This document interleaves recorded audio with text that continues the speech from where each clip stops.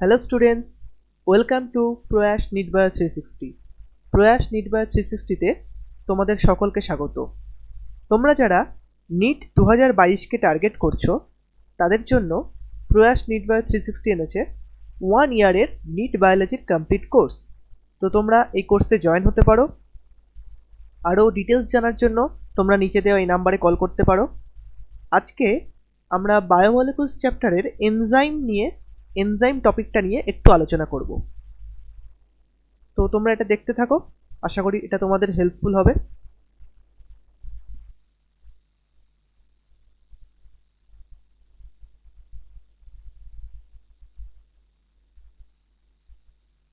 তো শুরু করা যাক।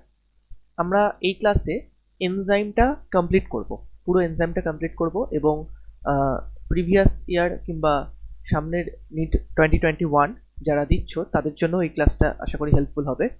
তো এই ক্লাসটা তোমরা ভালো করে মন দিয়ে দেখো, তবে কিন্তু নিট 2021 কিংবা 2022 2022-এ যারা নিট দেবে তারা কিন্তু এনজাইম থেকে যে সমস্ত কোশ্চেনগুলো আসবে সবগুলোই পারবে। তো ক্লাসটা মন দিয়ে দেখো। তো শুরু করছি। ফার্স্ট অফ অল দেখো, এনজাইম একটা বায়োলজিক্যাল ক্যাটালিস্ট। এনজাইম কি? Biological catalyst.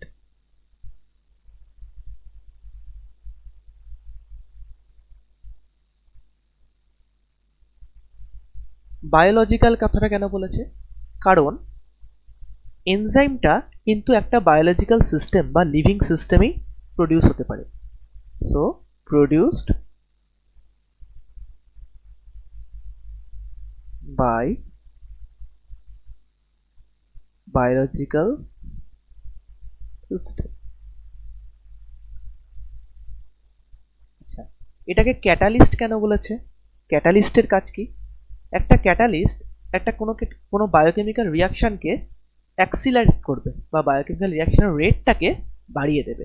তার মানে কি ক্যাটালিস্ট কেন বলেছে এটাকে? কারণ এনজাইম স্পিড আপ বা অ্যাক্সিলারেট করবে। কি অ্যাক্সিলারেট করবে? The rate of biochemical reaction. The rate of biochemical reaction. তাহলে এনজাইম কি করছে? স্পিড আপ করছে কিংবা অ্যাক্সিলারেট করছে the rate of biochemical reaction, biochemical রিয়াকশনের রেটটাকে।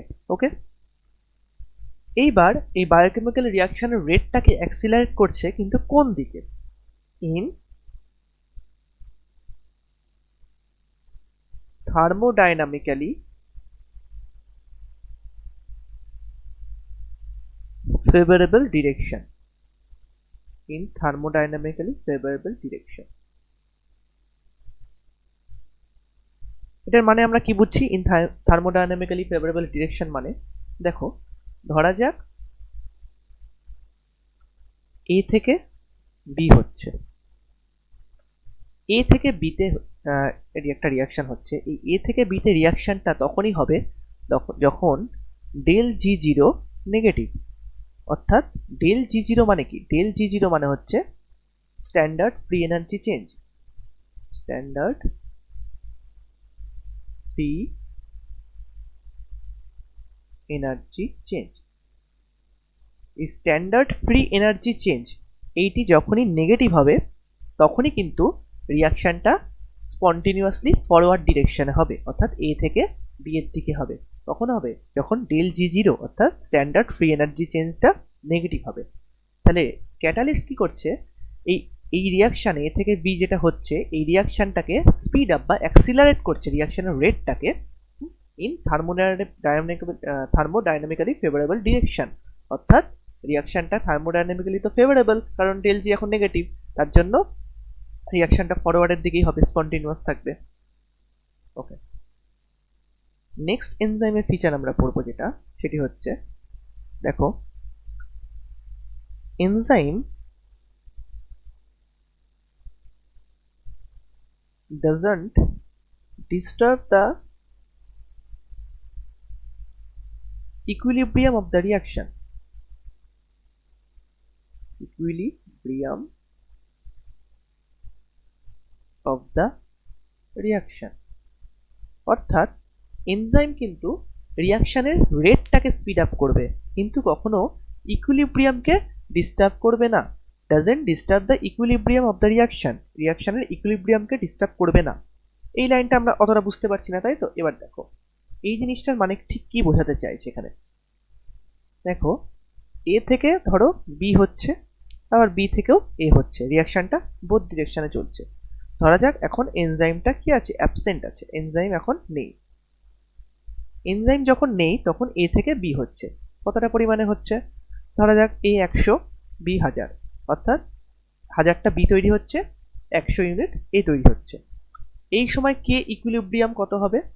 অর্থাৎ ইকুইলিব্রিয়াম কনস্ট্যান্ট আমরা জানি কি, প্রোডাক্ট বাই সাবস্ট্রেট, মানে 1000 বাই 100, 10। নেক্সট যদি আমরা দেখি এই একই রিয়াকশন যখন এ থেকে বি এর দিকে হচ্ছে, কিন্তু এখন এনজাইম প্রেজেন্ট আছে, এখন এনজাইম প্রেজেন্ট আছে। এই সময় এনজাইম যদি প্রেজেন্ট থাকে তাহলে এই সময় কি হচ্ছে, রিয়াকশনের রেটটাকে বাড়িয়ে দিচ্ছে। অর্থাৎ আগে কত ছিল, বি 1000টা তৈরি হচ্ছিল, এখন বি 10,000 মানে 10,000 তৈরি হচ্ছে। এবং বি যেমন 10,000 তৈরি হচ্ছে ঠিক তেমনই এও কিন্তু বেশি তৈরি হবে, অর্থাৎ 100 থেকে 1000টা। এটার মাধ্যমে কি বুঝছি, এনজাইম রিয়াকশন রেটটাকে বাড়াচ্ছে। এনজাইম যেমন ফরওয়ার্ড রিয়াকশন রেটটাকে বাড়াচ্ছে, অর্থাৎ এ থেকে বি হচ্ছে, তেমনি ঠিক ততটাই ব্যাকওয়ার্ড রিয়াকশনটাকেও বাড়াচ্ছে, অর্থাৎ ব্যাকওয়ার্ড রিয়াকশনটাকেও কিন্তু অ্যাক্সিলারেট করছে অথবা রিয়াকশন রেটটাকে বাড়াচ্ছে। সুতরাং আমাদের এইটা খুব ভালো করে জানতে হবে। দেখো এখানে কি ইকুইলিব্রিয়াম কত হচ্ছে, দেখে নিই এখন, প্রোডাক্ট বাই সাবস্ট্রেট কিন্তু 10ই হচ্ছে। তাহলে কে ইকুইলিব্রিয়াম, যেটা ইকুইলিব্রিয়াম কনস্ট্যান্ট, সেটা দেখো সেম থাকছে। তার জন্য আমি কি বলেছি, enzyme doesn't disturb the equilibrium of the reaction, it only accelerate or speed up the rate of reaction বা রিয়াকশন রেট। ইকুইলিব্রিয়ামটাকে কিন্তু এনজাইম নষ্ট করছে না, তাই তো? তাহলে আমরা এখান থেকে কনক্লুশন কি বলতে পারি, কনক্লুশন কি টানতে পারি, যে enzyme does not disturb the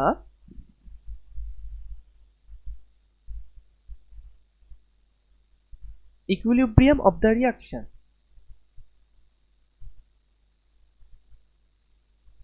কেন ইকুইলিব্রিয়াম অফ দ্য রিয়াকশনকে ডিস্টার্ব করে না? কারণ as it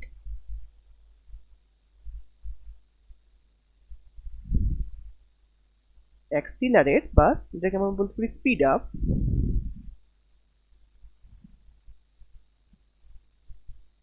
forward reaction as well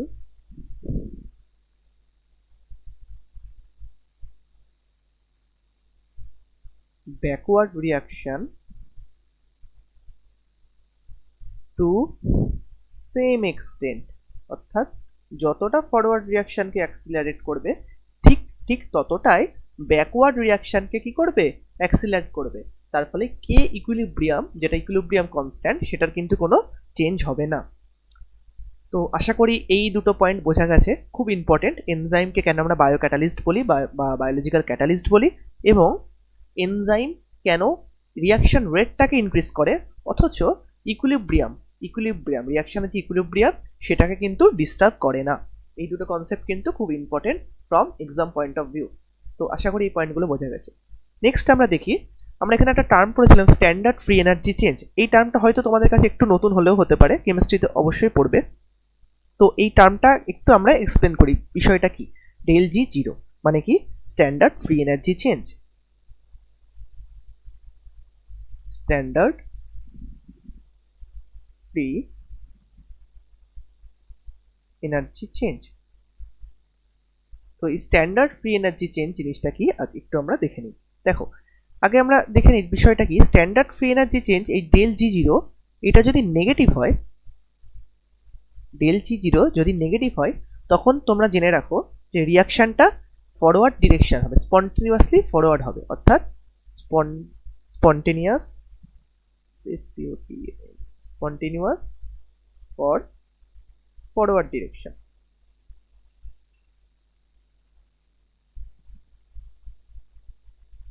তাহলে কি বললাম, যদি স্ট্যান্ডার্ড ফ্রি এনার্জি চেঞ্জ বা ডেল জি জিরো যদি নেগেটিভ হয় তবে রিয়াকশনটা স্পন্টেনিয়াস ফর ফরওয়ার্ড ডিরেকশন। এবার যদি স্ট্যান্ডার্ড ফ্রি এনার্জি চেঞ্জ যদি পজিটিভ হয় তখন রিয়াকশনটা কোন দিকে যাবে, রিয়াকশনটা কিন্তু স্পন্টেনিয়াসলি অর্থাৎ ফেভারেবল হবে না ফরওয়ার্ড ডিরেকশনের জন্য, নট ফেভারেবল ফর, তখন আমরা কি বলবো, not favourable for forward direction.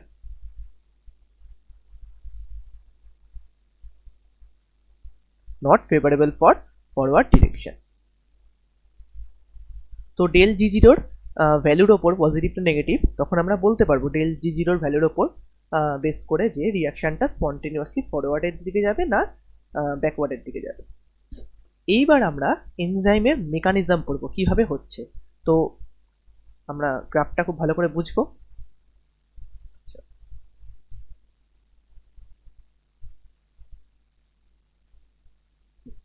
ঠিক আছে,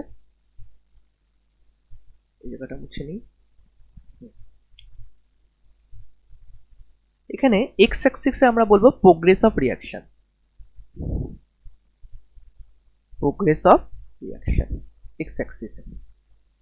ওয়াই অ্যাক্সিসে কি থাকবে, ফ্রি এনার্জি। এই ফ্রি এনার্জির কথা কিন্তু আমি বারবার বলছি। তো আমরা এখানে ফ্রি এনার্জি চেঞ্জ হলে, ফ্রি এনার্জি যদি নেগেটিভ হয় তবে কেন রিয়াকশনটা স্পন্টেনিয়াসলি ফরওয়ার্ড, সেই জিনিসটা কিন্তু এই গ্রাফের মাধ্যমে বুঝবো। এই গ্রাফটা তোমরা এনসিইআরটিতে পাবে, তবে এই গ্রাফের মাধ্যমে আমরা অনেক কিছু কিন্তু বুঝতে পারবো। তো একটু দেখে নাও। দেখো, এটা ধরি 4 ফ্রি এনার্জি, এটা ধরা যাক 2। ওকে, তো এখানে যদি এস হয়, সাবস্ট্রেট যদি এই লেভেলে থাকে, সাবস্ট্রেট থেকে আমরা কি জানি প্রোডাক্ট তৈরি হবে।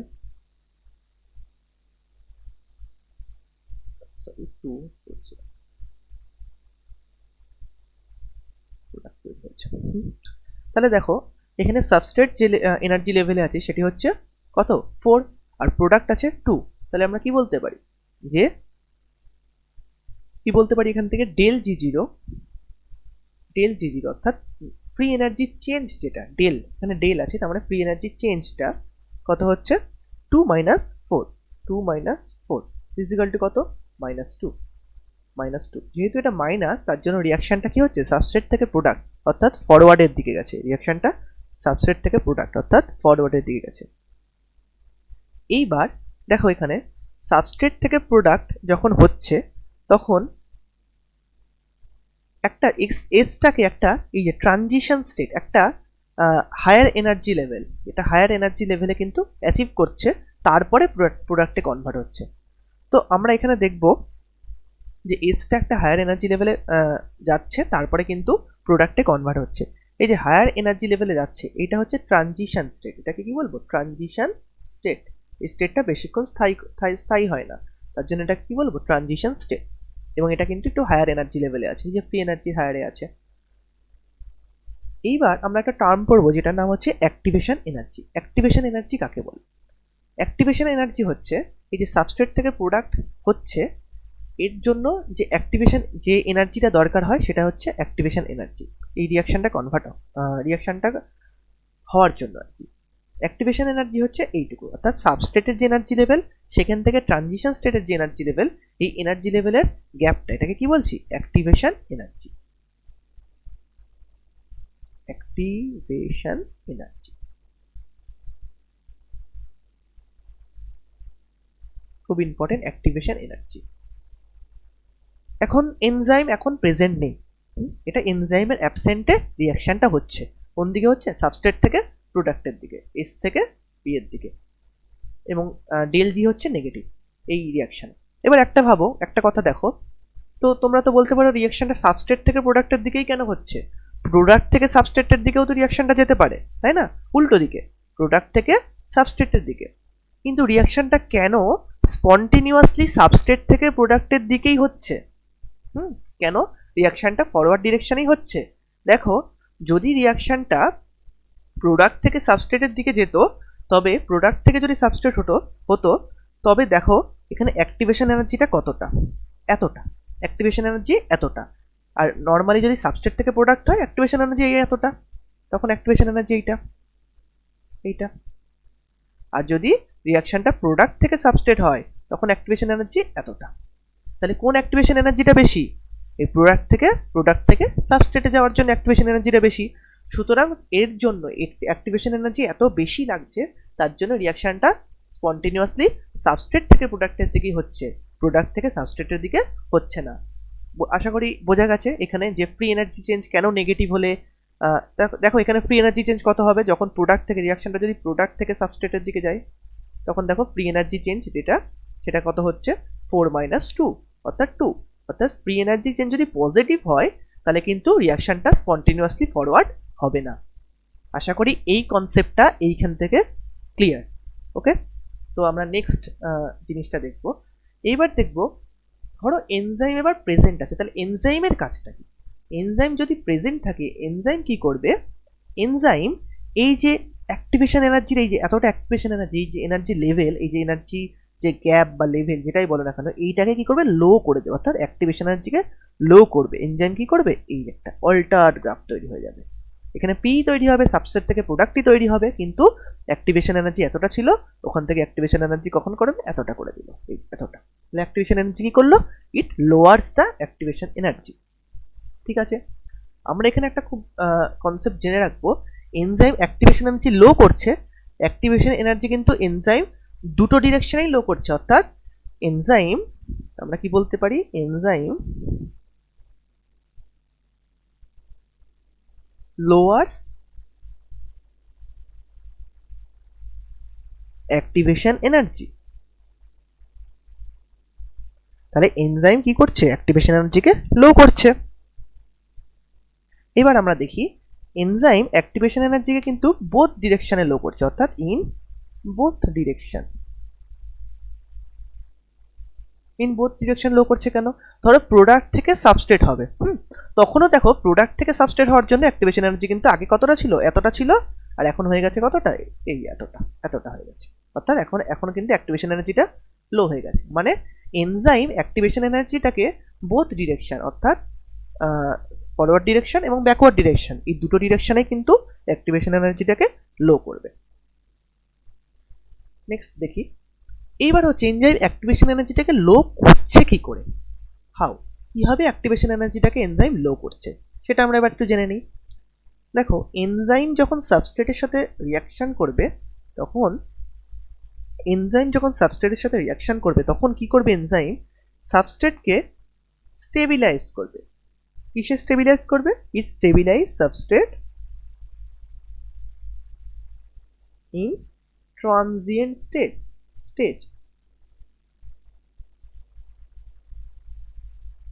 due to enzyme substrate interaction। অর্থাৎ কি বলছি আমি এখানে? এনজাইম যখন সাবস্ট্রেটের সাথে রিয়াক্ট করবে তখন এটা সাবস্ট্রেটকে স্টেবিলাইজ করবে ইন ট্রানজিয়েন্ট স্টেজ। এই ট্রানজিয়েন্ট স্টেজে স্টেবিলাইজ করবে। ট্রানজিয়েন্ট স্টেজে স্টেবিলাইজ করার ফলে কি হবে? এর যে অ্যাক্টিভেশন এনার্জি সেটা কিন্তু লো হয়ে যাবে। অর্থাৎ এই যে ট্রানজিয়েন্ট স্টেজ বা ট্রানজিশন স্টেট, এখানে কিন্তু সাবস্ট্রেটকে স্টেবিলাইজ করবে, এই লেভেলে পৌঁছাতে সাহায্য করবে। আরেকটা পয়েন্ট আছে, সেটা কি? দেখো এনজাইম যখন সাবস্ট্রেটের সাথে বাইন্ড করছে তখন যে বাইন্ডিং এনার্জি তৈরি হবে,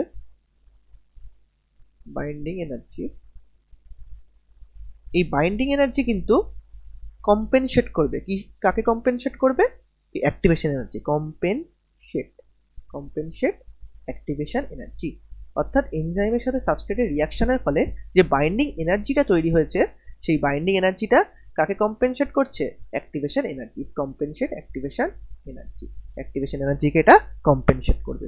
এই দুটো কারণের জন্যই এনজাইম অ্যাক্টিভেশন এনার্জিকে লো করতে পারে। তো আশা করি এইটুকুনি বোঝা গেছে। নেক্সট আমরা পড়বো, দেখো দু ধরনের কেমিক্যাল রিয়াকশন হয়। একটা হচ্ছে কি? একটা হচ্ছে এক্সোথার্মিক রিয়াকশন আর একটা হচ্ছে এন্ডোথার্মিক রিয়াকশন। ওকে, তাহলে এক্সোথার্মিক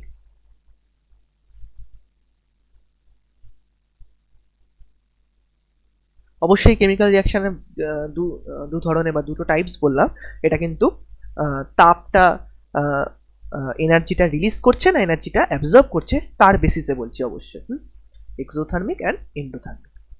তাহলে এক্সোথার্মিক রিয়াকশান আর এন্ডোথার্মিক রিয়াকশানে আমাদের যে অ্যাক্টিভেশন এনার্জি, ফ্রি এনার্জি আর প্রোগ্রেস অফ রিয়াকশানের যে গ্রাফটা, সেই গ্রাফটা এখন কি হবে আমরা দেখে নিই। এনসিইআরটিতে কিন্তু কথাগুলো বলা আছে, কিন্তু গ্রাফটা দেওয়া নেই, তো আমাদের গ্রাফটা কিন্তু জেনে রাখতে হবে অবশ্যই। সরি, এটা চেঞ্জ করি। আশা করি এগুলো বোঝা যাচ্ছে যেটা আমি পড়াচ্ছি।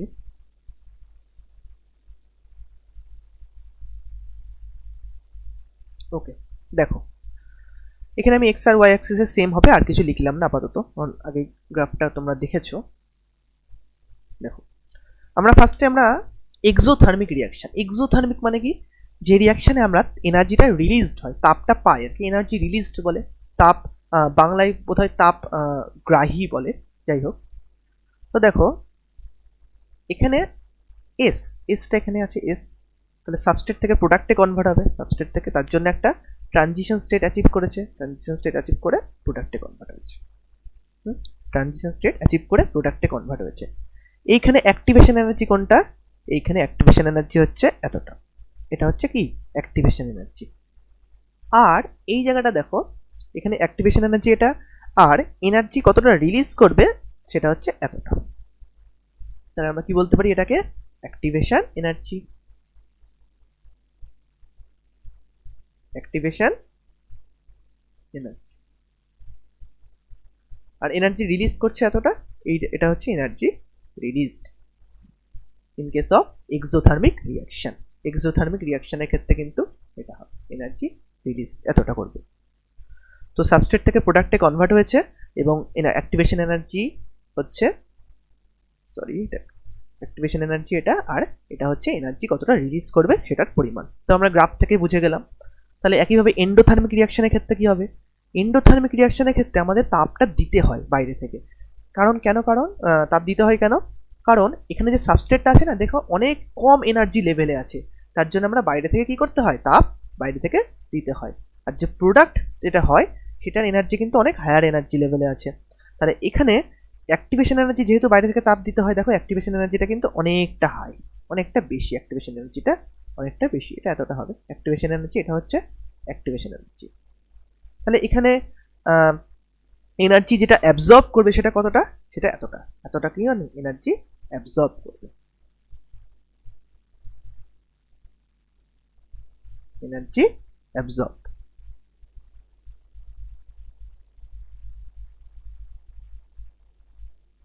এতটা এনার্জি অ্যাবজর্ব করবে। দেখো এই দুটো রিয়াকশানে একটা জিনিস কিন্তু কমন, দুটো রিয়াকশানে একটা জিনিস কমন, কোন জিনিসটা কমন, দেখো দুটো রিয়াকশানে একটা জিনিস কমন, সাবস্ট্রেটকে, দেখো দুই রিয়াকশানে সাবস্ট্রেটকে একটা তার হায়ার এনার্জি লেভেল অ্যাচিভ করতে হচ্ছে, একটা ট্রানজিশন স্টেট অ্যাচিভ করতে হচ্ছে, তারপরেই সেটা কিন্তু প্রোডাক্টে কনভার্ট হচ্ছে, তারপরেই সেটা প্রোডাক্টে কনভার্ট হচ্ছে। তাহলে দুটো জিনিস, একটা জিনিস কমন দুটো রিয়াকশানে, কি কমন, এস অর্থাৎ substrate has to go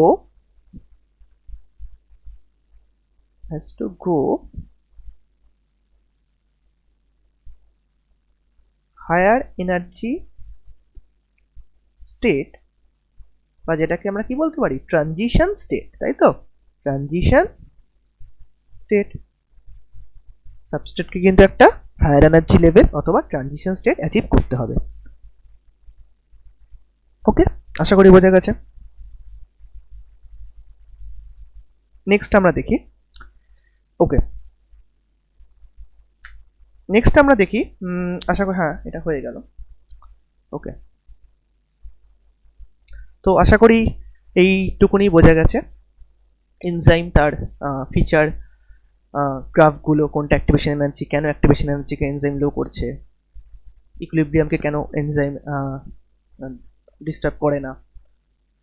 next আমরা যেটা পড়ব সেটা, ওকে নেক্সট আমরা পড়ছি এনজাইমে আরো কিছু ফিচার আমরা দেখে। আচ্ছা দেখো, এনজাইম কিন্তু কখনো একটা রিয়াকশন, অর্থাৎ একটা যদি রিয়াকশন হয় ই প্লাস এস ইএস, যদি রিয়াকশন হয় সেখান থেকে ইপি ই প্লাস পি হবে। এই রিয়াকশনে এনজাইম কিন্তু কখনো কনজিউমড হবে না, অর্থাৎ এনজাইম কিন্তু আনঅল্টার্ড থাকবে, রিয়াকশনের পরেও এই এনজাইম আনঅল্টার্ড থাকবে। তো এনজাইম, আমাদের এনজাইমের একটা তাহলে ইম্পর্টেন্ট ফিচার কি, enzyme will not be consumed in reaction। Enzyme রিয়াকশনে কিন্তু কি হবে, কনজিউমড হবে না। যদি এনজাইম কনজিউমড হয়ে যায়, ইফ ইয়েস, অর্থাৎ যদি এনজাইম কনজিউমড হয়ে যায়, তখন আমরা এনজাইমটাকে বলবো সিউডো এনজাইম।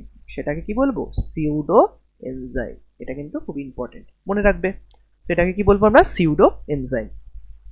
নেক্সট, এনজাইম হচ্ছে 3 dimensional tertiary structure, 3 dimensional globular structure, globular structure. এটা হতে পারে টার্সিয়ারি 3 ডিগ্রি, বা টার্সিয়ারি হতে পারে কোয়াটারনারি। ওকে, তোমরা নিশ্চয়ই প্রোটিনের বিভিন্ন লেভেল, স্ট্রাকচারাল যে অর্গানাইজেশন সেটা লেভেল জানো। দেখো, অল এনজাইমস আর প্রোটিন, অর্থাৎ সমস্ত এনজাইমই কিন্তু প্রোটিন।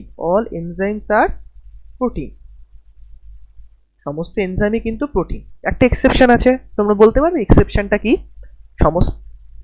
সমস্ত এনজাইমই কিন্তু প্রোটিন, কিন্তু এর একটা এক্সেপশন আছে। এক্সেপশনটা কি? এক্সেপশনটা হচ্ছে রাইবোজাইম। রাইবোজাইম যেটা কিন্তু প্রোটিন নয়, যেটা আরএনএ ইন নেচার। রাইবোজাইম খুব ওল্ড একটা এনজাইম, রাইবোজাইম, যেটা আরএনএ ইন নেচার। আরএনএ মানে nucleic acid, RNA in nature. তাহলে এই রাইবোজাইমের ফাংশন আমরা স্প্লাইসিং, অর্থাৎ ক্লাস 12 যেটা আছে স্প্লাইসিং, সেইখানে কিন্তু রাইবোজাইমের ফাংশনটা পড়বো। তাহলে এখানে এক্সেপশন কি, রাইবোজাইম আরএনএ ইন নেচার, যেটা স্প্লাইসিং হেল্প করে। তাহলে এনজাইম হচ্ছে, সমস্ত এনজাইমই হচ্ছে প্রোটিন, একটা এক্সেপশন দিয়ে। ওকে, অল এনজাইমস আর প্রোটিন, কিন্তু সমস্ত এনজাইমই হচ্ছে প্রোটিন, কিন্তু সমস্ত প্রোটিন কিন্তু এনজাইম নয়। তাহলে কি বলতে পারি, but all proteins are not enzyme.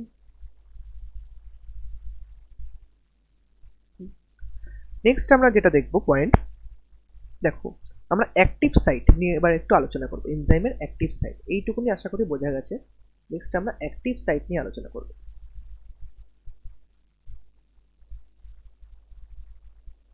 Active site, ভিডিওটা মাঝখানে একটু কেটে গেছিল, তো যাই হোক, তোমরা যারা আমাদের এই কোচিং ক্লাসেসে জয়েন করতে চাও, তারা ইনকোয়ারির জন্য কিন্তু আমাদের মেসেজ করতে পারো। এবং ক্লাস 12 যারা এবার দিচ্ছ, যারা নিট 2022 অর্থাৎ ড্রপ দেবে ভেবেছো, অথবা যারা এখন ক্লাস 11-এ পড়ছো, তারা কিন্তু জয়েন করতে পারো। কমপ্লিট 1 ইয়ার কোর্স, এবং আশা করি তোমরা জয়েন করলে, আমাদের এখানে জয়েন করলে 330-এর বেশি পাবে, 330 প্লাস কিন্তু পেতে পারো। তো দেখো, অ্যাক্টিভ সাইট, অ্যাক্টিভ সাইট বলতে আমরা কি বুঝি? দেখো, এনজাইমের কিন্তু টার্সিয়ারি যে স্ট্রাকচারটা, মেনলি টার্সিয়ারি স্ট্রাকচার এবং কোয়াটারনারি স্ট্রাকচার, টার্সিয়ারি এবং কোয়াটারনারি, এই দুটো স্ট্রাকচারে কিন্তু ফাংশনাল হয়। প্রাইমারি এবং সেকেন্ডারি কিন্তু ফাংশনাল নয়। এইবার এই টার্সিয়ারি স্ট্রাকচারে কি হয়, ইন টার্সিয়ারি স্ট্রাকচার বা 3 ডিগ্রি স্ট্রাকচারে প্রোটিনের যে ব্যাকবোন হয়, নর্মালি যে ব্যাকবোন প্রোটিনের চেন, অ্যামাইনো অ্যাসিডের যে চেন, এটা amino acid amino acid amino acid peptide বন্ডে যেটা লেগে থাকে চেনটা, এটা কি করা হয়, এটা কি করে, নিজের ওপর ক্রিস ক্রস করে নিজের ওপর ফোল্ড করে। তাহলে আমরা কি বলতে পারি, in tertiary structure backbone of protein chain, in tertiary structure backbone of protein chain folds upon itself and the chain crisscrosses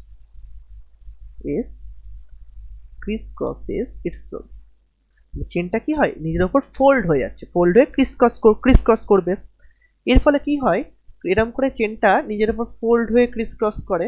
actually আমি একটু ডায়াগ্রামটা ঠিক করে রাখি। অ্যাকচুয়ালি দেখো, এনজাইমটা এরকম হয়, ধরো এটা একটা সেকেন্ডারি স্ট্রাকচার আলফা হেলিক্স, তারপরে এখানে বিটা শিট তৈরি হলো, তারপরে একটা আলফা হেলিক্স তৈরি হলো, তারপরে বিটা শিট, তারপরে আবার একটা আলফা হেলিক্স তৈরি হলো, আবার একটা বিটা শিট হয়তো এরকম, তারপর একটা আলফা হেলিক্স। তো এইভাবে বিভিন্ন সেকেন্ডারি স্ট্রাকচার একে অপরের উপর ফোল্ড হয়। এর ফলে ফোল্ড হওয়ার পরে হয়তো এই জায়গাটা একটা কি হয়, একটা খাঁজ বা সার্ভিসেস বা ফোল্ড তৈরি হয়। এইভাবে বিভিন্ন ফোল্ড তৈরি হয়। এই ফোল্ডগুলোতে আমরা দেখেছি একটা পকেট মতো জায়গা তৈরি হয়। এই পকেটগুলোকে আমরা কি বলবো, অ্যাক্টিভ সাইট। তাহলে কি হয়, in tertiary structure backbone of protein chain folds upon itself, the chain crisscrosses itself, hence many services or fold যেটাকে বলি fold, many services বা fold are made, folds are made, কি হয়, বিভিন্ন সার্ভিসেস বা ফোল্ড তৈরি হয়। তো আমরা এবার এই স্ট্রাকচারটাকে একটু এইভাবে ডায়াগ্রামেটিক্যালি দেখার চেষ্টা করি। ধরো এটা এনজাইম,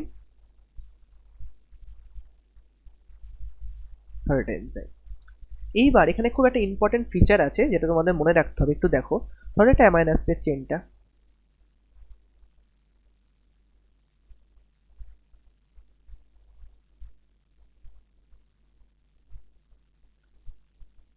এই অ্যামাইনো অ্যাসিড এখানে আর গ্রুপ, এই অ্যামাইনো অ্যাসিড আর গ্রুপ, এই অ্যামাইনো অ্যাসিড আর গ্রুপ, এই অ্যামাইনো অ্যাসিড আর গ্রুপ।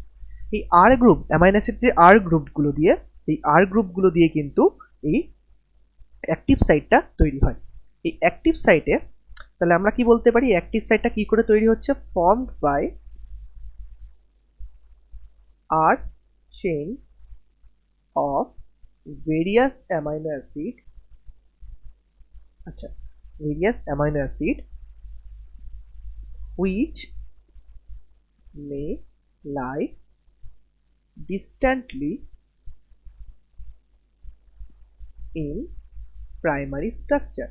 অর্থাৎ কি বলছি এখানে, দেখো এই অ্যামাইনো অ্যাসিডের আর চেন, এই অ্যামাইনো অ্যাসিডের আর চেন, এই অ্যামাইনো অ্যাসিডের আর চেন, এই অ্যামাইনো অ্যাসিডের আর চেন, কিন্তু এটা কিন্তু পাশাপাশি অ্যামাইনো অ্যাসিড নয়, এটা কিন্তু অনেক দূরবর্তী অ্যামাইনো অ্যাসিড, দূরের অ্যামাইনো অ্যাসিড। তার জন্য আমি এখানে কি বলছি, formed by arc chain of various amino acid which may lie distantly in primary structure। Primary স্ট্রাকচারে এটা কিন্তু অনেক দূরে দূরে আছে, পাশাপাশি অ্যামাইনো অ্যাসিডের আর্ট চেন দিয়ে কিন্তু অ্যাক্টিভ সাইটটা তৈরি হয়নি। এই অ্যাক্টিভ সাইটটা কিন্তু পাশাপাশি অ্যামাইনো অ্যাসিডের আর্ট চেন দিয়ে তৈরি হয়নি, এটা অনেক দূরের দূরের অ্যামাইনো অ্যাসিডের আর্ট চেনগুলো দিয়ে তৈরি হয়েছে। এই অ্যাক্টিভ সাইটের এবারে আমরা দেখি কি হয়। এই অ্যাক্টিভ সাইটে কি আছে, সাবস্ট্রেট বাইন্ডিং সাইট, অর্থাৎ সাবস্ট্রেট এসে বাইন্ড করবে অ্যাক্টিভ সাইটে, সাবস্ট্রেট বাইন্ডিং সাইট। তাহলে অ্যাক্টিভ সাইটে কি হলো, প্রথমে দেখলাম সাবস্ট্রেট বাইন্ড করবে, তারপর এখানে কি করবে, এখানে কোফ্যাক্টর বাইন্ড করবে, তাহলে কি বলবো, কোফ্যাক্টর বাইন্ডিং সাইট। নেক্সট কি হবে, এই অ্যাক্টিভ সাইটে ক্যাটালাইটিক সাইট হবে, অর্থাৎ ক্যাটালাইসিস যেটা করবে এনজাইম সেটা কিন্তু এই অ্যাক্টিভ সাইটেই থাকবে। কিন্তু অ্যাক্টিভ সাইটে সমস্ত অ্যামাইনো অ্যাসিডের আর্ট চেন নয়, কিছু কিছু অ্যামাইনো অ্যাসিডের আর্ট চেন দিয়ে ক্যাটালাইটিক সাইট হবে, অর্থাৎ art chain of amino acid দিয়ে কিন্তু কি হবে, ক্যাটালাইটিক সাইট হবে। তাহলে অ্যাক্টিভ সাইটে কি হবে, সাবস্ট্রেট বাইন্ড করবে, কোফ্যাক্টর বাইন্ড করবে, অ্যাক্টিভ সাইটে ক্যাটালাইটিক সাইট হবে, এবং যেটা প্রোভাইড করবে কে, এই অ্যামাইনো অ্যাসিডগুলোর আর্ট চেনটা। তো আশা করি এই অ্যাক্টিভ সাইট জিনিসটা কিন্তু বোঝা গেছে, এবং তার স্ট্রাকচার কে অ্যাক্টিভ সাইট ফর্ম করে সেটাও বোঝা গেছে। নেক্সট আমরা যেটা ডিসকাস করব সেটা হচ্ছে এনজাইমের বিভিন্ন ফ্যাক্টরস যেটা এনজাইমের অ্যাক্টিভিটিকে এফেক্ট করতে পারে। তো দেখো,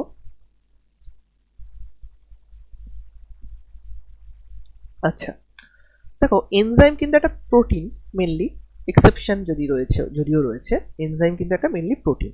এই প্রোটিনটা হতে পারে গ্লাইকোপ্রোটিন, এই প্রোটিনটা হতে পারে একটা লিপোপ্রোটিন। গ্লাইকোপ্রোটিন মানে কি, যেখানে প্রোটিন প্লাস সুগার রয়েছে, ওকে, কার্বোহাইড্রেট। তো লিপোপ্রোটিন হতে পারে, কিংবা এই প্রোটিনটা হতে পারে একটা নিউক্লিওপ্রোটিন, নিউক্লিক অ্যাসিড যেটা রয়েছে, নিউক্লিওপ্রোটিন, ওকে। এইবার যদি প্রোটিনটা যেটা স্ট্রাকচার, সেটা প্রাইমারি স্ট্রাকচার আমরা জানি যে linear chain of amino acid, যেটা পেপটাইড বন্ড দিয়ে, তারপরে সেকেন্ডারি স্ট্রাকচার তৈরি হবে, এবং তারপরে টারশিয়ারি স্ট্রাকচার বা কোয়াটার্নারি স্ট্রাকচার। তো এই টারশিয়ারি স্ট্রাকচার মানে প্রাইমারি স্ট্রাকচারটা কোন বন্ড দিয়ে যুক্ত থাকে, কোভ্যালেন্ট বন্ড, একটা কোভ্যালেন্ট যেটা পেপটাইড বন্ড। কিন্তু টারশিয়ারি স্ট্রাকচার আমরা জানি এইটা স্টেবিলাইজড কি হবে, tertiary structure stabilised by non covalent interaction, non covalent interaction. তাহলে টারশিয়ারি স্ট্রাকচারটা কিন্তু নন কোভ্যালেন্ট ইন্টারাকশন দ্বারা স্টেবিলাইজড হবে। আমরা একটা জিনিস জানি, কোভ্যালেন্ট ইন্টারাকশন কিন্তু অনেক হাই এনার্জি বন্ড, কোভ্যালেন্ট ইন্টারাকশনের তো শক্তিটা অনেক বেশি, তাই তো? কিন্তু নন কোভ্যালেন্ট ইন্টারাকশন কি, এগুলো কিন্তু খুব উইক হয়, তাই তো? উইক ইন্টারাকশন, নন কোভ্যালেন্ট মানে উইক ইন্টারাকশন। কি কি হতে পারে? এটা হতে পারে হাইড্রোফোবিক ইন্টারাকশন, এটা হতে পারে হাইড্রোজেন বন্ড, এটা হতে পারে ইলেকট্রোস্ট্যাটিক, কিংবা হতে পারে ভ্যান্ডার ওয়াল। তো যাই হোক, তো এগুলো কিন্তু প্রত্যেকটাই কি খুব উইক ইন্টারাকশন। যেহেতু এটা খুব উইক, যেহেতু নন কোভ্যালেন্ট ইন্টারাকশন দ্বারা টারশিয়ারি স্ট্রাকচারটা স্টেবিলাইজড হবে, এবং যেহেতু নন কোভ্যালেন্ট ইন্টারাকশন মানে খুব উইক ইন্টারাকশন, তার জন্য কি হবে, এটা কিন্তু influenced by pH and temperature, অর্থাৎ টেম্পারেচার পিএইচ এর যদি আমরা অল্টার করি, তবে কিন্তু প্রোটিনের টারশিয়ারি স্ট্রাকচারটা কি হবে, ইনফ্লুয়েন্স হবে। তো কি কি ফ্যাক্টর ওভারঅল আমরা আগে দেখে নিই, কি কি ফ্যাক্টর এনজাইমকে অল্টার করতে পারে, এনজাইমের অ্যাক্টিভিটিকে। প্রথমে হচ্ছে টেম্পারেচার, নেক্সট হচ্ছে পিএইচ, নেক্সট হচ্ছে চেঞ্জ ইন সাবস্ট্রেট কনসেন্ট্রেশন, অর্থাৎ সাবস্ট্রেট কনসেন্ট্রেশনে যদি চেঞ্জ করা হয়, এবং নেক্সট হচ্ছে বাইন্ডিং অফ স্পেসিফিক কেমিক্যাল। এখানে আমরা কম্পিটিটিভ ইনহিবিশনের কথা কিন্তু পড়বো, বাইন্ডিং অফ স্পেসিফিক কেমিক্যালস। তাহলে কি হচ্ছে, দেখো, temperature, pH, change in substrate concentration, binding of specific chemicals, এই প্রত্যেকটা ফ্যাক্টর যেটা এনজাইমের অ্যাক্টিভিটিকে অল্টার করতে পারে, প্রত্যেকটা ফ্যাক্টর আমরা কিন্তু পড়বো। তো আশা করি এইটুকুনি তোমরা বুঝতে পারছো। কোনো অসুবিধা থাকলে আমাদের কমেন্টে কিন্তু তোমরা জানাতে পারো। নেক্সট দেখি, ফার্স্টে আমরা ডিসকাস করি টেম্পারেচার। টেম্পারেচার কি হবে, এনজাইমের অ্যাক্টিভিটিটাকে অল্টার করবে। এক সেকেন্ড একটু চেক করে নিই।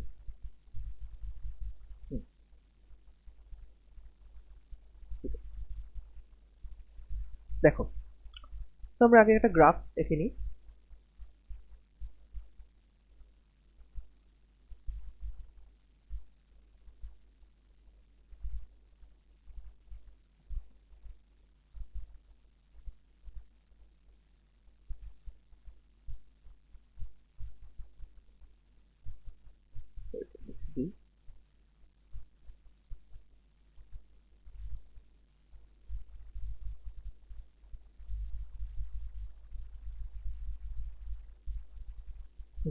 ঠিক আছে, দেখো, আমাদের নর্মাল বডি টেম্পারেচার প্রায় 37 ডিগ্রি, 37 ডিগ্রি, এই 37 ডিগ্রি আশেপাশে আর নর্মালি।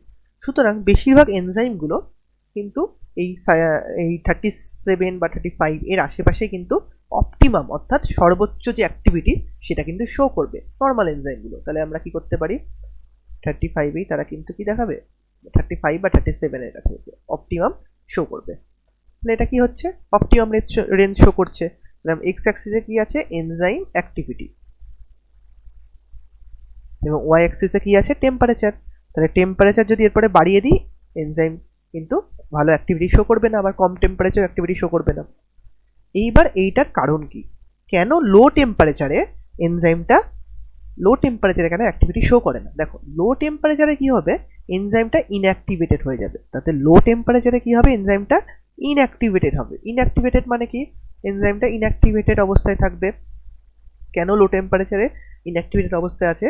কারণ দেখো, লো টেম্পারেচারে এসটা, অর্থাৎ সাবস্ট্রেটটা খুব কম এনার্জি লেভেলে থাকে, S at lower energy level.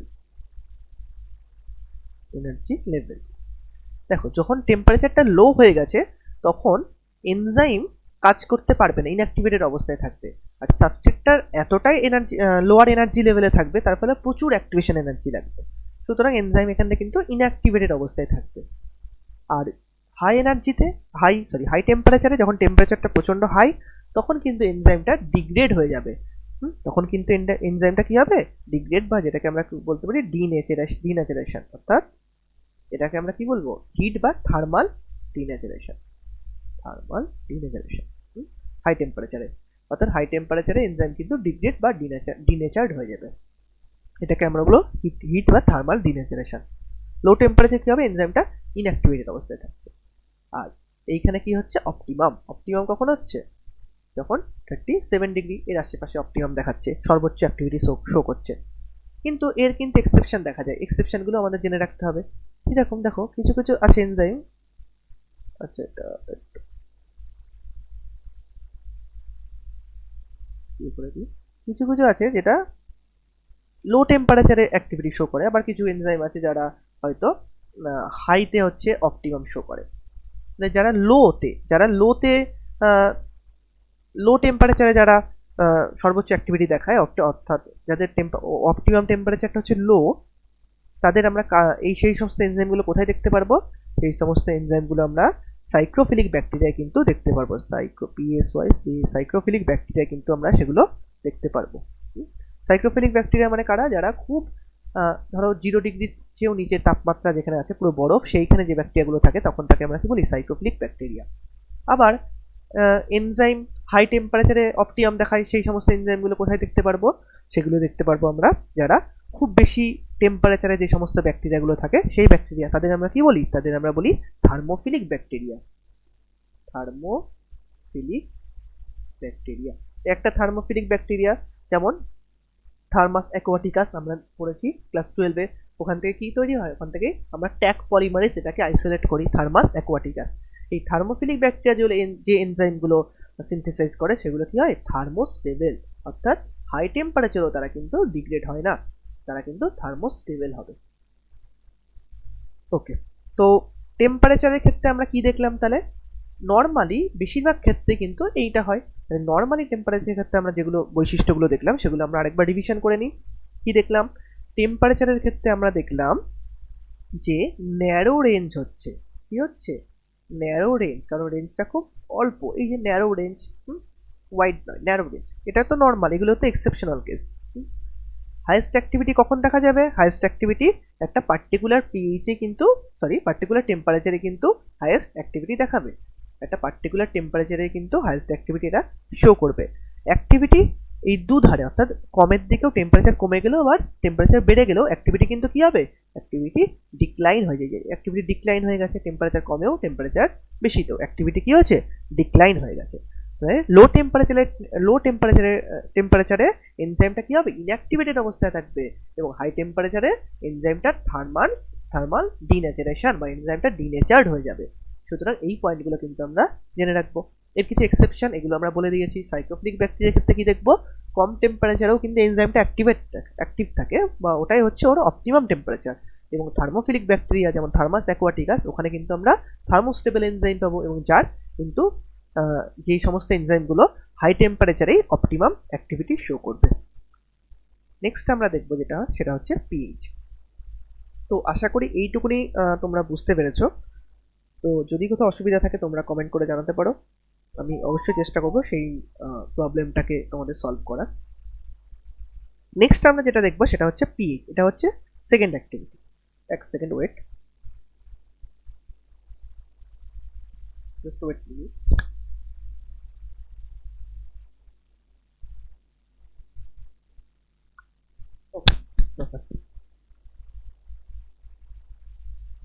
ভয়েসটা একটু ক্লিয়ার ঠিক করে নিই, সেকেন্ড।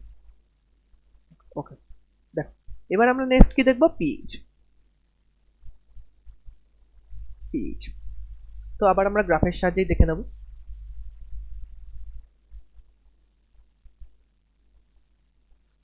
দেখো এক্স অ্যাক্সিসে কি দিচ্ছি, পিএইচ দেবো, এখানে হয়তো পিএইচ 7, এটা হয়তো পিএইচ 2 করলাম, এটা পিএইচ একটু বেশি 9 করে দিলাম, মানে এদিকটা হচ্ছে একটু অ্যাসিডিক পিএইচ, এদিকটা বেসিক পিএইচ। ওকে, আর এটা হচ্ছে অপটিমাম বা নিউট্রাল পিএইচ, যেটা অপটিমাম না নিউট্রাল পিএইচ যেটা। আর এই দিকে কি দেবো, এনজাইম অ্যাক্টিভিটি দেবো, এদিকে এনজাইম একই হবে, আগের গ্রাফটার মতোই কিন্তু এটা এনজাইম অ্যাক্টিভিটি। দেখো বেশিরভাগ এনজাইম কি পিএইচ 7 বা নিউট্রাল পিএইচেই তারা কি করবে, তারা অপটিমাম অ্যাক্টিভিটি শো করবে। তাহলে নিউট্রাল পিএইচেই বেশিরভাগ এনজাইম অপটিমাম অ্যাক্টিভিটি শো করবে। কিন্তু কোন এনজাইমগুলো শো করবে, যেগুলো সাইটোসলিক এনজাইম, অর্থাৎ যেগুলো সাইটোসলে পাওয়া যায়, সাইটোসলিক এনজাইম, তারা pH 7-এই অপটিমাম অ্যাক্টিভিটি শো করবে। এক্ষেত্রে আমরা এক্সেপশনগুলো জেনে নিই। তাহলে কম পিএইচে কারা অপটিমাম অ্যাক্টিভিটি শো করবে? কম পিএইচে এই জিনিসগুলো তোমরা অবশ্যই পড়েছো, ডাইজেস্টিভ সিস্টেমে ডাইজেশনে পড়েছো যে পেপসিন এগুলো কিন্তু খুব কম পিএইচ অ্যাক্টিভেট হয়, অথবা লাইসোজোমে যে এনজাইম থাকে, লাইসোজোমাল এনজাইম, অ্যাসিড হাইড্রোলেজ যেগুলো, সেগুলো কিন্তু খুব কম পিএইচে অ্যাক্টিভেট হয়। এই এনজাইমগুলোকে এই ক্ষেত্রে আমরা কিন্তু দেখছি যে এরা কম পিএইচে অপটিমাম অ্যাক্টিভিটি শো করছে। আরেকটা এক্সেপশন হিসেবে কি দেখবো আমরা, যে বেশি অর্থাৎ বেসিক পিএইচে হাই পিএইচে কি অপটিমাম অ্যাক্টিভিটি শো করে, যেমন অ্যালকালাইন ফসফেটেজ, এই এনজাইমটা কিন্তু হাই পিএইচে অপটিমাম অ্যাক্টিভিটি শো করবে, অ্যালকালাইন ফসফেটেজ অথবা স্মল ইন্টেস্টাইনের যে এনজাইমগুলো আছে, তোমরা এগুলো নিশ্চয়ই ডাইজেশনে পড়েছো। অ্যালকালাইন ফসফেটেজ কিন্তু এখানে হাই পিএইচে অপটিমাম অ্যাক্টিভিটি শো করবে, অর্থাৎ পিকটা কিন্তু হাই পিএইচে দেবে। তো এই জিনিসগুলো কিন্তু গ্রাফ থেকে অবশ্যই ভালো করে বুঝে পড়তে হবে, কারণ এইটা কিন্তু এই জিনিসগুলো কিন্তু খুবই ইম্পর্টেন্ট। নেক্সট আমরা যে 3 নম্বর, আশা করি এইটুকুনি বোঝা গেছে।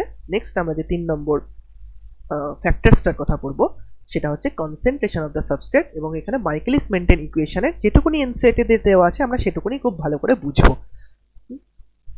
এটা কিন্তু খুব ইম্পর্টেন্ট, অনেকের ক্ষেত্রে এখানে এই জায়গাটা অসুবিধা থাকে, তো ভালো করে একটু দেখে নাও। ফার্স্টে আমরা গ্রাফটা একটু দেখে নিই। ওকে, চলো।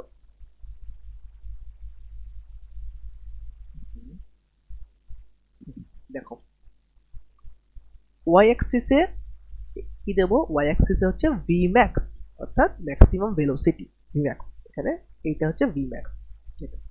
এক্স অ্যাক্সিসে দেবো, এক্স অ্যাক্সিসে হচ্ছে এস, অর্থাৎ সাবস্ট্রেটের কনসেন্ট্রেশন, তাহলে এইটা যদি ভি ম্যাক্স হয়, অ্যাপ্রক্সিমেটলি ধরে নিলাম এইটা হচ্ছে ভি ম্যাক্স বাই 2, তাই তো? V max by 2। দেখো, সাবস্ট্রেট কনসেন্ট্রেশন যখন প্রথম দিকে, যখন আস্তে আস্তে বাড়াবো, তখন ধরো প্রথমের দিকে এতটা এনজাইম, যখন আস্তে আস্তে বাড়াচ্ছি তখন এনজাইমের ভিম্যাক্স কিন্তু বাড়বে। তাহলে হয়তো সাবস্ট্রেট কনসেন্ট্রেশন দিকে বাড়ালে এনজাইম বাড়ছে, কিন্তু একটা সময় দেখা যাবে আর কিন্তু সাবস্ট্রেট কনসেন্ট্রেশন বাড়ালেও এনজাইমের ভিম্যাক্স যে ম্যাক্সিমাম ভেলোসিটি সেটা আর বাড়ছে না। তখন গ্রাফটা আমরা দেখো কিরকম পাই,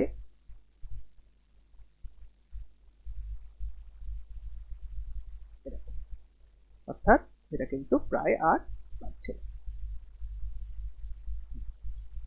গ্রাফটা কিরকম পাচ্ছি দেখো, এরকম এইভাবে। এখানে কিন্তু গ্রাফটা একটু ভালো করে দেখো।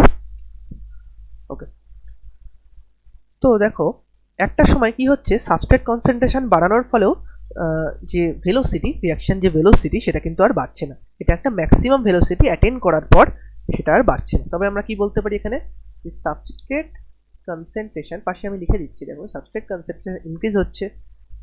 সাবস্ট্রেট কনসেন্ট্রেশন যদি ইনিশিয়ালি আমি ইনক্রিজ করি, তখন কি দেখছি, velocity of the enzymatic reaction বাড়ছে, মানে ভেলোসিটি বাড়ছে। ভেলোসিটি কি লিখতে পারি তাহলে, velocity of enzymatic reaction, velocity of enzymatic reaction rises at first,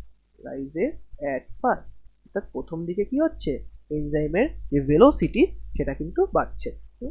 একটা সময় পর কি হচ্ছে, ম্যাক্সিমাম ভেলোসিটি রিচ হয়ে যাচ্ছে, অর্থাৎ রিচেস ম্যাক্সিমাম ভেলোসিটি, হাইয়েস্ট যে ভেলোসিটি সেটা কিন্তু একটা সময় কিন্তু অ্যাচিভ করছে, রিচেস ম্যাক্সিমাম ভেলোসিটি। কিন্তু ম্যাক্সিমাম ভেলোসিটিতে রিচ করার পর একটা সময় কি হচ্ছে, আর এভাবে বাড়ছে না, কিন্তু এভাবে আর বাড়ছে না, একটা স্যাচুরেশন হচ্ছে, কি হচ্ছে, আর কিন্তু ওভাবে বাড়ছে না। তখন কি বলতে পারি, ডাজ নট রাইজ ফার্দার,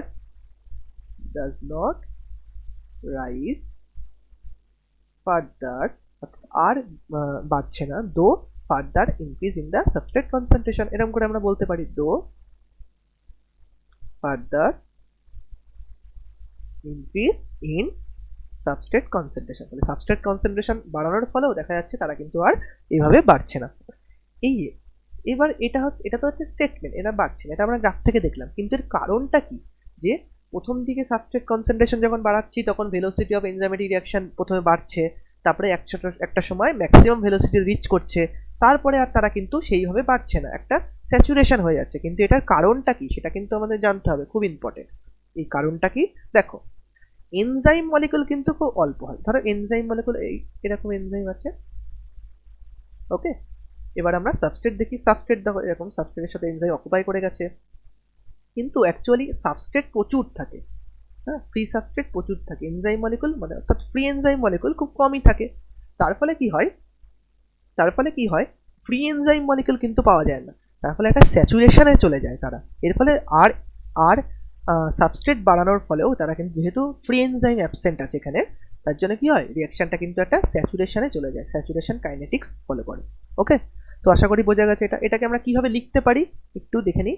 দেখো কি লিখতে পারি, as enzyme molecules are fewer than the substrate, যেহেতু এনজাইম মলিকিউল সাবস্ট্রেটের চেয়ে কম, so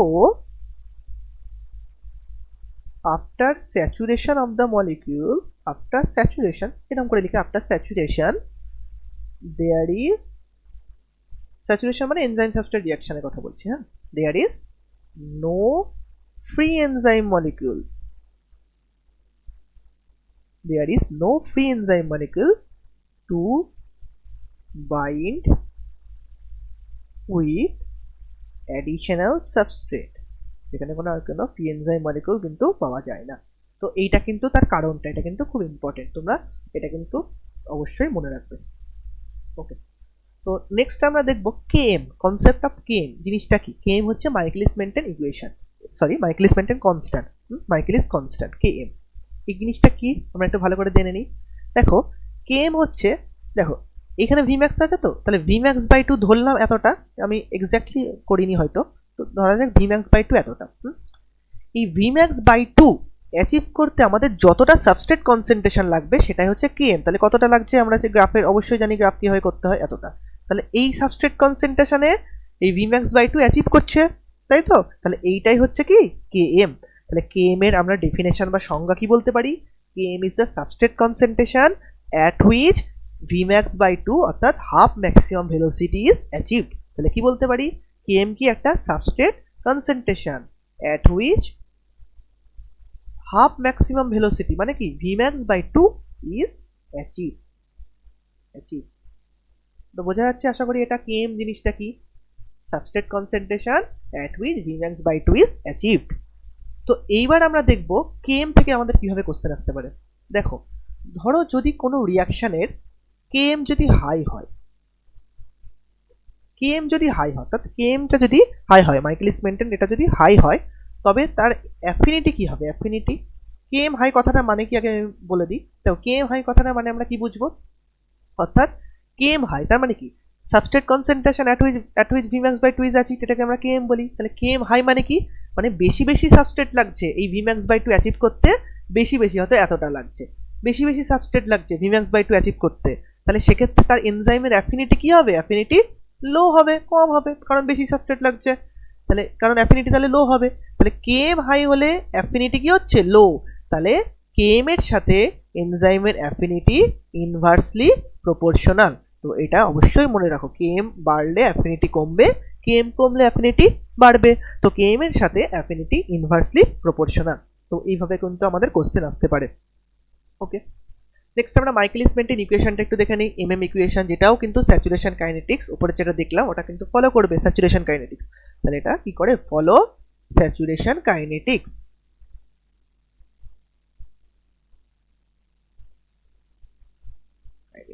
ওকে, তাহলে মাইকেলিস মেন্টেন ইকুয়েশন কি বলছে, বলছে v0 is equal to vmax মানে maximum velocity into s by km plus s, km plus s। তাহলে দেখো v0 মানে কি initial velocity, initial velocity, v0 মানে কি ইনিশিয়াল ভেলোসিটি, vmax মানে ম্যাক্সিমাম ভেলোসিটি, s মানে concentration of the substrate, km আমরা আগেই বলে দিয়েছি। তাহলে এইখান থেকে দেখো এইটা হচ্ছে মাইকেলিস মেন্টেন ইকুয়েশন, এটা এবং এই ইকুয়েশনটা তোমরা ভালো করে জানবে, এবং উপরে যে গ্রাফটা আমরা আলোচনা করলাম এই উপরে গ্রাফটা, সেটাও কিন্তু ভালো করে বুঝতে হবে। আচ্ছা, তো কনসেন্ট্রেশন অফ দ্য সাবস্টেন্সের কনসেন্ট্রেশনের উপর কি করে একটা এনজাইমের অ্যাক্টিভিটি বা ভেলোসিটি, রিয়াকশনের ভেলোসিটি সেটা কি করে অল্টার্ড হয়, সেটা কিন্তু এই গ্রাফের মাধ্যমে আমরা জানলাম যে একটা সময় পর তারা কিন্তু স্যাচুরেটেড হয়ে যায়, স্যাচুরেশন কাইনেটিক্স ফলো করে। লাস্ট আমরা যেটা পড়বো সেটা হচ্ছে লাস্ট ফ্যাক্টরটা যেটা, সেটা হচ্ছে বাইন্ডিং অফ স্পেসিফিক কেমিক্যালস। কি বললাম, বাইন্ডিং অফ স্পেসিফিক কেমিক্যালস। অর্থাৎ কিছু কিছু কেমিক্যালসের বাইন্ডিং। মানে তার মধ্যে আমাদের দেখো বাইন্ডিং অফ স্পেসিফিক কেমিক্যালস মানে এখানে মেনলি ইনহিবিশনের কথা বলেছে। ইনহিবিশন অর্থাৎ এনজাইম অ্যাক্টিভিটি ইনহিবিট হয়ে যাবে। এই ইনহিবিশনের মধ্যে 3টে ইনহিবিশন আছে। ওকে, তো এখানে শুধুমাত্র কম্পিটিটিভ ইনহিবিশনের কথাই আমাদের এনসিইআরটি-তে আছে। সুতরাং আমরা শুধু কম্পিটিটিভ ইনহিবিশনটা জানবো এবং কম্পিটিটিভ ইনহিবিশনটাই খুব ভালো করে জানবো। বাকি দুটো ইনহিবিশনের কথা আমাদের জানার দরকার নেই, ওটা আমাদের আউট অফ সিলেবাস। কিন্তু কম্পিটিটিভ ইনহিবিশন যেহেতু এটা বলেছে, এইটাই কিন্তু আমরা খুব ভালো করে জানবো। এখান থেকে কি কোশ্চেন হতে পারে সেটাও খুব ভালো করে বুঝে নেব। দেখো কম্পিটিটিভ ইনহিবিশনের ক্ষেত্রে কি হয়, এনজাইম প্লাস সাবস্ট্রেট নর্মালি তো এরকম রিয়াকশন করছেই। এই রিয়াকশনটা আমরা জানি ইএস তৈরি করে, সেখান থেকে ই প্লাস পি তৈরি হবে, সেখান থেকে তার আগে একটা ইপি যদি ধরি আমি এই রিয়াকশনটাকে শর্ট করে দিলাম, ইপি সেখান থেকে ই প্লাস পি, এটা তো আমরা জানি নর্মাল এনজাইম রিয়াকশন। এবার দেখো কম্পিটিটিভ ইনহিবিশনে কি বলছে, যে সাবস্ট্রেটের মতোই যে ইনহিবিটরটা সেটা পুরোপুরি সাবস্ট্রেটের মতোই হয়। ওকে, তো আমরা যেটা বলছিলাম, আমরা আলোচনা করছিলাম কম্পিটিটিভ ইনহিবিশন। এই কম্পিটিটিভ ইনহিবিশনের ক্ষেত্রে এক সেকেন্ড আমি চেক করে নিই, বারবার কেটে যাচ্ছে। ওকে ঠিক আছে, কম্পিটিটিভ ইনহিবিশনের ক্ষেত্রে আমরা কি দেখছি, যে এনজাইমের সাথে সাবস্ট্রেট তো নর্মালি রিয়াকশন হয়। এই সাবস্ট্রেটের সাথে, এই সাবস্ট্রেট যেটা আছে সাবস্ট্রেটের সাথে যে ইনহিবিটর, যে একটা ইনহিবিটর, তার যে স্ট্রাকচারাল সিমিলারিটিস রয়েছে, অর্থাৎ একই রকম সাবস্ট্রেটও যেমন দেখতে ঠিক ইনহিবিটরটাও তেমন। অর্থাৎ ধরো এখানে এনজাইমটা এরকম, এটা হয়তো ধরো এনজাইমটা, এইবার এই সাবস্ট্রেটটা এরকম, এটার সাথে এটা বাইন্ড করতে পারবে, কিন্তু ইনহিবিটরটাও হয়তো এরকম। তার ফলে কি হচ্ছে, ইনহিবিটর যখন প্রেজেন্টে ইনহিবিটরটা বাইন্ড করে ফেলছে, এর ফলে সাবস্ট্রেট আর বাইন্ড করতে পারছে না। তখন ই আর আই এর সাথে রিয়াকশন করে কি করছে, ইআই ফরমেশন হচ্ছে, ইআই ফরমেশন হচ্ছে। এটাই হচ্ছে কি কম্পিটিটিভ ইনহিবিশন। তো কম্পিটিটিভ ইনহিবিশনের ক্ষেত্রে যে এক্সাম্পলটা তোমাদের দেওয়া আছে সেটা পড়বে। তার সাথে সাথে তোমরা কিন্তু এই এনজাইমটাও জেনে এক্সাম্পলটাও জেনে রাখবে। সেটা হচ্ছে ethanol antidote in methanol poisoning. Ethanol antidote in methanol poisoning. Ethanol antidote in methanol poisoning মানে কি, দেখো যদি অনেক সময় কি হয়, মিথানল যেটাকে আমরা বিষ মদ বলি, মিথানল যেটা টক্সিক, এইটা অনেক সময় কি হয়, যে এটা অনেক সময় অনেকে খেয়ে ফেলে, তখন কি হয়, এই ইথানল তো টক্সিক, ইথানল এখানে ইনহিবিটর হিসেবে কাজ করছে, তখন এই এনজাইমের সঙ্গে ইথানল অর্থাৎ এটার রিয়াকশন হয়ে যায়। এনজাইমের সাথে কিসের রিয়াকশন হয়ে যাবে, ইথানলের, তার এই ইনহিবিটরটা, এটা কিন্তু টক্সিক হয়ে যাবে, ফলে টক্সিক হয়ে যায় ব্যাপারটা। কিন্তু তখন ট্রিটমেন্ট হিসেবে কি দেওয়া হয়, ইথানল দেওয়া হয়। এই ইথানল হচ্ছে মিথানলের মতোই, কিন্তু ইথানল দেওয়া হয়। এই ইথানল তখন এই এনজাইমের ইথানল তখন ইনহিবিটরের বদলে প্রচুর ইথানল দেওয়া হয়, ইনহিবিটরটাকে তখন আউট নাম্বার হয়ে যায় ইথানলটা, তখন এনজাইমটার সাথে বাইন্ড করে ইথানল আর এনজাইমের কমপ্লেক্স ফর্মেশন করে, ইথানল আর এনজাইমের, তার ফলে ইনহিবিটরটা বাইন্ড করতে পারে না। তো এইভাবে এটা কম্পিটিটিভ ইনহিবিশনের মাধ্যমে কিন্তু একটা ট্রিটমেন্টও করা হয়, সেটাও ইম্পর্টেন্ট। তো আশা করি এইটুকুনি বোঝা গেছে। নেক্সট পার্টে আমরা এনজাইমের বাকিটা আলোচনা করব। আশা করি এই ভিডিওটা, এই ক্লাসটা তোমাদের হেল্পফুল হবে। তো তোমরা যদি জয়েন করতে চাও, তোমরা নিচে দেওয়া নাম্বারে কল করতে পারো। তো থ্যাংক ইউ ক্লাসটা শোনার জন্য।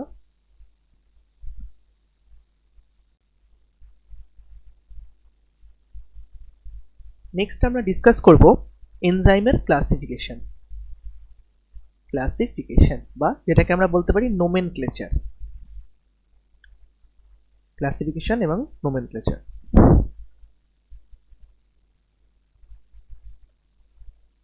এখানে অ্যান্ড হবে, তো একটু কেটে দিই আমি, ক্লাসিফিকেশন অ্যান্ড নোমেনক্লেচার। তো এই ক্লাসিফিকেশন আর নোমেনক্লেচারটা আমরা ডিসকাস করব।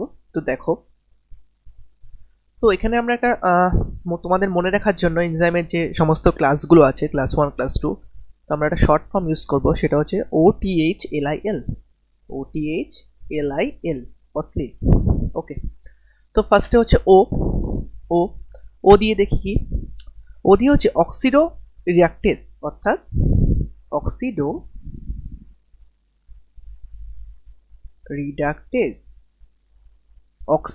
রিডাকটেজ বা ডিহাইড্রোজিনেজ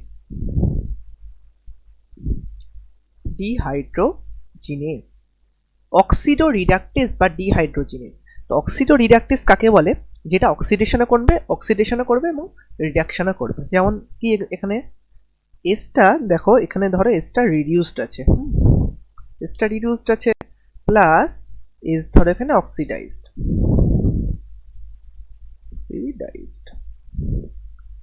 এইবার এখানে কি হচ্ছে, আচ্ছা আমি কালারটা একটু চেঞ্জ করে দিই।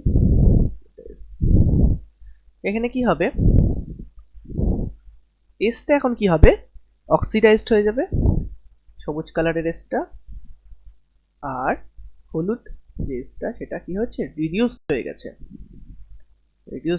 অর্থাৎ যে এনজাইমটা অক্সিডেশনও করবে এবং রিডাকশনও করবে তাকে কি বলবো, oxido reductase. Second class of enzyme, second class কি আছে, অথলিল OTH, টি দিয়ে কি, ট্রান্সফারেজ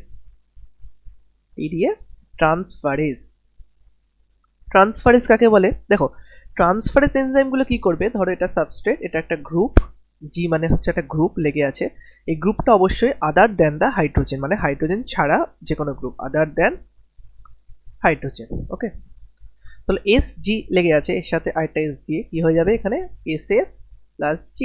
অর্থাৎ দেখো এখানে কি করছে, একটা ফাংশনাল গ্রুপকে ট্রান্সফার করছে, একটা সাবস্ট্রেট থেকে আরেকটা সাবস্ট্রেটে কি করছে, এটা ফাংশনাল গ্রুপকে ট্রান্সফার করছে, এটাকে কি বলছি আমরা, ট্রান্সফারেজ।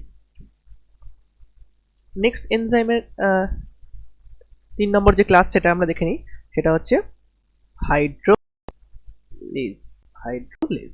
হাইড্রোলেজ কি করবে, এটা হাইড্রোলাইসিস করবে। কিসের হাইড্রোলাইসিস করবে, হাইড্রোলাইসিস অফ, ধরো এস্টার বন্ড করলো, পেপটাইড বন্ডের হাইড্রোলাইসিস করলো, এস্টার বন্ড, ইথার, পেপটাইড, এগুলোর হাইড্রোলাইসিস করবে। এটাকে আমরা কিভাবে হিসাবে ডেসক্রাইব করতে পারি, AB ধরো আছে, H2 আছে, তাহলে কি হবে, AOH প্লাস BOH হাইড্রোলাইসিস করে এরকম হবে। তো এরকমের অনেক উদাহরণ আমরা পড়বো, যেমন প্রোটিয়েজ, ডিএনএজ, আরএনএজ, এগুলো সব কি, এগুলো হচ্ছে সব হাইড্রোলাইজ করে। নেক্সট ক্লাস অফ এনজাইম, তাহলে অথলিল OTH হলো LIL, LD হচ্ছে lies class of enzyme, lies class of enzyme কি করবে, এটাও কিন্তু ওই একই রকম ক্যাটালাইজ করবে। কি করবে, catalyse removal of groups substrate, অর্থাৎ সাবস্ট্রেট থেকে একইভাবে কিন্তু গ্রুপগুলোকে রিমুভ করবে বাই, কিন্তু এটার একটা এক্সেপশন আছে, মেকানিজম আদার দেন হাইড্রোলাইসিস। এইটা আদার দেন হাইড্রোলাইসিস, অর্থাৎ হাইড্রোলাইসিস ছাড়া অন্য কোনো মেকানিজমে কি করবে, সাবস্ট্রেটগুলোকে রিমুভ করবে। তো এটা দেখে রাখবেন, কারণ এখানে কেন, আরেকটু যদি আমি বলে রাখি, তাহলে এখানে কেন আদার দেন হাইড্রোলাইসিস, কারণ এখানে H2 কি থাকবে, H2 অ্যাবসেন্ট আছে, এখানে এই ক্ষেত্রে H2 অ্যাবসেন্ট থাকবে। এরকম অ্যালডোলেজ, ফিউমারেজ, এনোলেজ, এরকম প্রচুর আছে। তো এখানে আমি একটা এনজাইম বলে রাখি, সেটা হচ্ছে সিনথেজ হচ্ছে একটা লাইজ ক্লাস অফ এনজাইম, কিন্তু আমরা একটু পরে দেখবো সিনথেটেজ বলে যেটা আছে, অনেকটা সেম নাম বলে আমি এখানে বলছি, সিনথেটেজ, সেটা কিন্তু ওটা ligase class of enzyme, ligase, আর সিনথেজ হলে লাইজ। তো লাইজ আর লাইগেসের মধ্যে ডিফারেন্সটা আমাদের জানতে হবে। তার আগে আমরা আইসোমারেজটা বলে রাখি। আইসোমারেজ একটা আইসোমার ফর্ম থেকে আরেকটা আইসোমারে কনভার্ট করবে, খুব সহজ ব্যাপার। যেমন ধরো ডি গ্লুকোজ থেকে এল গ্লুকোজে কনভার্ট করছে, ডি গ্লুকোজ থেকে এল গ্লুকোজে কনভার্ট করছে। তো এগুলো এনসিআরটি তো অলরেডি রয়েছে, তো আমি এর জন্য ডিসকাস এখানে আলোচনা করলাম না। যখন এনসিআরটি লাইন বাই লাইন পড়ানো হবে তখন কিন্তু সেই আলোচনা করে দেওয়া হবে। নেক্সট হচ্ছে লাইগেসটা খুব ইম্পর্টেন্ট, অথলিল LIL। লাইগেস কেন ইম্পর্টেন্ট, কারণ এখানে কিন্তু এটিপি এনার্জি রিকোয়ারমেন্ট লাগবে, এটিপি অথবা জিটিপি লাগবে। আমরা পড়েছি ডিএনএ লাইগেস। তো আরেকটা এনজাইম হচ্ছে সিনথেটেজ হচ্ছে লাইগেস ক্লাস অফ এনজাইম, তাহলে লাইগেজ ক্লাসে কি আছে সিনথেটেজ, আর লাইজে আছে কি সিনথেজ। এগুলো তোমাদের কিন্তু একটু মনে রাখতে হবে। আর এখানে মনে রাখতে হবে যে লাইগেজে কিন্তু কি লাগে, এটিপি অথবা জিটিপি লাগছে, লাইগেজে এটিপি অথবা জিটিপি লাগছে। নেক্সট আমরা ছোট্ট একটা পার্ট ডিসকাশন করে এই এনজাইম ক্লাসটা শেষ করব, এবং এনজাইম ক্লাসে বেশ কিছু পয়েন্ট এখনও অবধি বলা হয়নি, সেটা আমরা যখন এনসিইআরটিটা রিডিং করব নেক্সট পার্ট 2তে, তখন কিন্তু আমরা সেই পয়েন্টগুলো মেনশন করে দেবো। তো তার আগে বাকি যেটুকুনি আছে সেটুকুনি একটু বলে দিই। নেক্সট লাস্ট টপিক এনজাইমে। দেখো একটা এনজাইম কিন্তু প্রোটিন পার্ট এবং নন প্রোটিন পার্ট দুটো দিয়েই তৈরি হতে পারে, প্রোটিন পার্ট আর নন প্রোটিন পার্ট।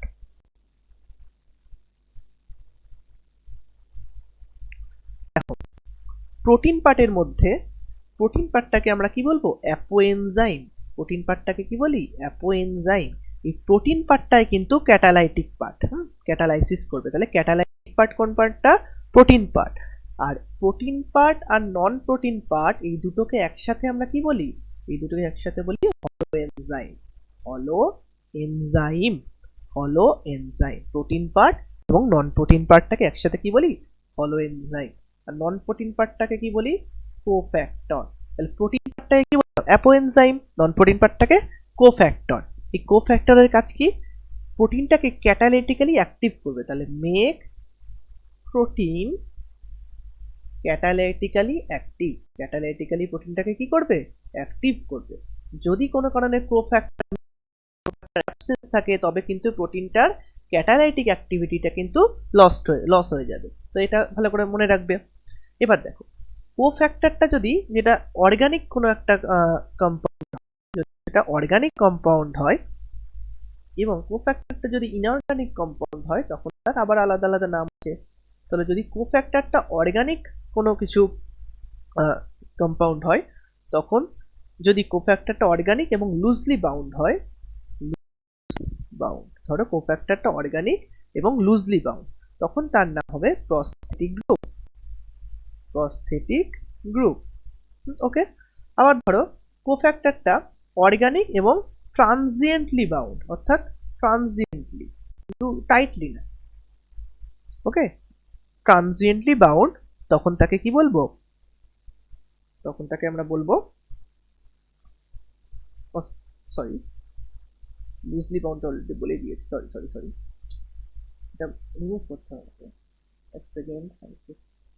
তো যদি লুজলি বাউন্ড হয় তখন তাকে আমরা বলছি কি বললাম, প্রস্থেটিক গ্রুপ, সরি।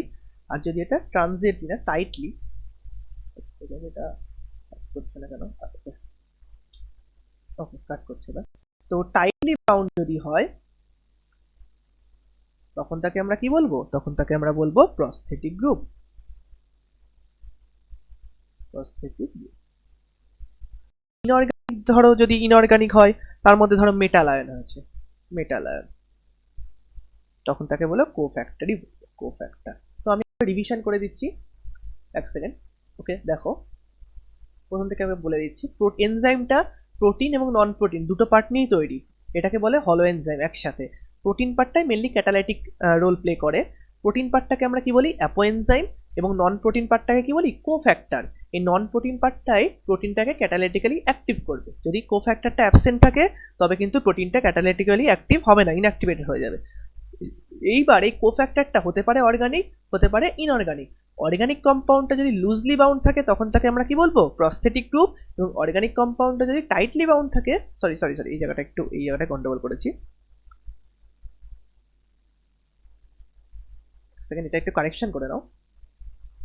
অর্গানিক কম্পাউন্ডটা যদি লুজলি বাউন্ড থাকে তখন তাকে বলে কোএনজাইম, এবং অর্গানিক কম্পাউন্ডটা যদি টাইটলি বাউন্ড থাকে তখন তাকে বলবো প্রস্থেটিক গ্রুপ। তো এই জায়গাটা একটু কারেকশন করে নিও। ওকে, তো আরেকবার বলে দিচ্ছি, অর্গানিক কম্পাউন্ডটা যদি লুজলি বাউন্ড থাকে তখন তাকে বলবো কোএনজাইম, অর্গানিক কম্পাউন্ডটা যদি টাইটলি বাউন্ড থাকে তখন তাকে বলবো প্রস্থেটিক গ্রুপ, আর ইনঅর্গানিক কম্পাউন্ড যেমন মেটাল আয়ন যদি থাকে তখন তাকে বলবো কোফ্যাক্টর। তো এখানে এক্সাম্পল গুলো রয়েছে, প্রত্যেকটার এক্সাম্পল রয়েছে এনসিইআরটি-তে। তো এক্সাম্পল গুলো কিন্তু পড়তে হবে, আমি এখানে মেনশন করলাম না, কারণ এই ক্লাসের পর আমরা এনসিইআরটি-টা পুরোটা লাইন বাই লাইন অ্যানোটেট করে পুরো এক্সপ্লেন করব। তো এটার সাথেই আমি হয়তো ভিডিওটার সাথেই জুড়ে দেবো। তো আশা করি এই পুরো এনজাইমের ক্লাসটা তোমাদের হেল্পফুল হয়েছে। এবং এনজাইম রিলেটেড যে সমস্ত কনসেপ্টগুলো সেগুলো তোমরা বুঝতে পেরেছো। বাকি কিছু কনসেপ্ট এখনও রয়েছে, বাকি কিছু পয়েন্টস এখনও রয়েছে, সেটা পিডিএফ যখন অ্যানোটেট করে পড়াবো এবার এনসিইআরটি বুকটা যখন পড়ানো হবে তখন সেটা মেনশন করে দেবো।